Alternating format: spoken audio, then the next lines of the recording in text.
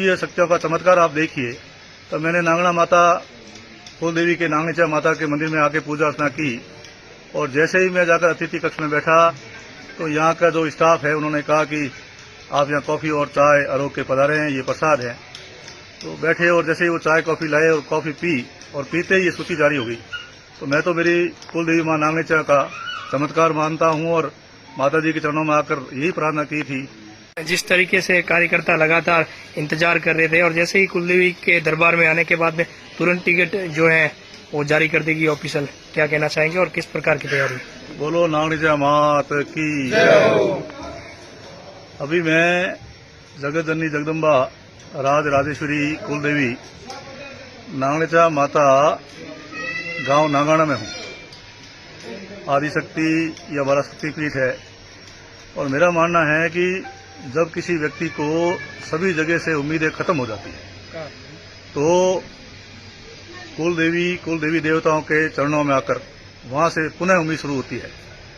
और आज संयोग है, ये चमत्कार है कि हमने जब लगातार 4 सूचियों में मेरा नाम रुका, होल्ड किया गया और जब अंतिम सूची निकलने वाली थी तब हमारे सारे कार्यकर्ता निराश हो गए थे कि पिछले जो विधानसभा के 4 चुनाव हुए और चारों चुनाव में पहली सूची में शेरगढ़ से हमें प्रत्याशी बनाया गया था और इस बार 4 सूचियां निकल गई और नाम नहीं आया। तो हमारे सारे कार्यकर्ता कोई यज्ञ करते थे, कोई हवन कर रहे थे, कोई सुंदरकांड पाठ कर रहे थे, कोई रात्रि योगा बोल रहे थे, कोई पैदल खोरी बोल रहे थे। इस प्रकार से सभी लोग अपने अपने कुल देवी देवताओं को प्रार्थना कर रहे थे। तो मेरा मानना है कि ईश्वरीय शक्तियां और देवी शक्तियां हैं जिनका आशीर्वाद मिलता है। जो ये भारतीय जनता पार्टी से हमें प्रत्याशी बनाया गया है, ये ईश्वरीय शक्तियां हैं, देवी शक्तियां हैं और देवीय शक्तियों का चमत्कार आप देखिए।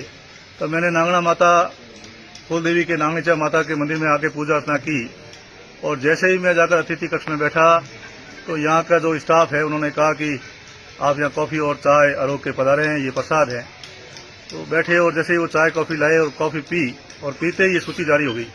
तो मैं तो मेरी कुल देवी माँ नांगनीचा का चमत्कार मानता हूँ और माता जी के चरणों में आकर यही प्रार्थना की थी कि आप हमारे दादू साहब धूड़ जी के बेल आए थे, अभी आपका पोता आपके चरणों में विनती कर रहा है और आप ही आशीर्वाद रहो। तो आज साक्षात माता नांगनीचा माता जी का आशीर्वाद हमें मिला और टिकट यहीं पर घोषित हो गया। तो ये बहुत बड़ा माता जी का चमत्कार है और इस अवसर पर मैं मेरे भारतीय जनता पार्टी के शीर्ष नेतृत्व, केंद्रीय शीर्ष नेतृत्व और राजस्थान के शीर्ष नेतृत्व का आभारी हूं कि उन्होंने लगातार 5वीं बार शेरगढ़ विधानसभा से हमारे ऊपर भरोसा जताया और 5वीं बार लगातार भारतीय जनता पार्टी से प्रत्याशी बनाया है। तो इसमें उनको भी बहुत हृदय से आभार व्यक्त करता हूं। साथ में मेरे विधानसभा क्षेत्र शेरगढ़ की जो देवतुल्य जनता है उनको भी आभार व्यक्त करना चाहूंगा कि उन्होंने सुख में दुख में हर परिस्थिति में हमेशा मेरे साथ खड़े रहे और मेरा साथ दिया। भारतीय जनता पार्टी की तरफ से भी, सोशल मीडिया की तरफ से भी, प्रेस की तरफ से भी कई बार सर्वे हुए तो उन्होंने सर्वे करीबन 80-90% हमारे पक्ष में सर्वे करके रिपोर्ट भिजवाई। उसी का कारण है कि आज हमारी जनता जनार्दन के कारण ये हमें टिकट मिला है और जनता का आशीर्वाद सदैव हमारे साथ रहा और हमने भी हमेशा गरीब को गणेश मान करके नर को नारायण मान के सेवा करी।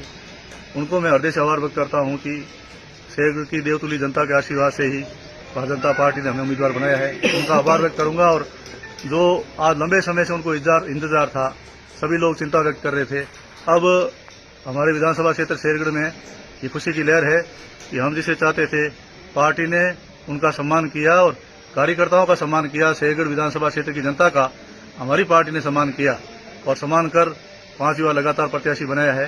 तो जनता के आशीर्वाद से और देवी ईश्वरीय आशीर्वाद से कल हम 11 बजे मरीनाथ सर्कल शेरगढ़ में नामांकन फार्म दाखिल करने जाएंगे। 12:15 का मुहूर्त है और 10:30 बजे शेरगढ़ में पहुंचकर रैली के रूप में अपने समर्थकों के साथ नामांकन करेंगे। और मुझे विश्वास है, मुझे भरोसा है कि कुल देवी मां नांगनीचा की कृपा से, माजी शाह जसोल बचवानी शाह की कृपा से, अजमेर अवतार बाबा रामदेव जी की कृपा से, लक्ष्मण अवतार बाबा लोक देवता बाबूजी राठौड़ की कृपा से, गाड़ेला भौमिया जी, पड़ासला भौमिया जी की कृपा से और 33 कोटि देवी देवताओं की कृपा से शेखपुरा विधानसभा क्षेत्र में जैसी जनता का भावना बनी हुई है, सहानुभूति है, तो निश्चित रूप से प्रचंड बहुमत से जीत होगी और राजस्थान में भारतीय जनता पार्टी की प्रचंड बहुमत से सरकार बनेगी। बहुत बहुत धन्यवाद।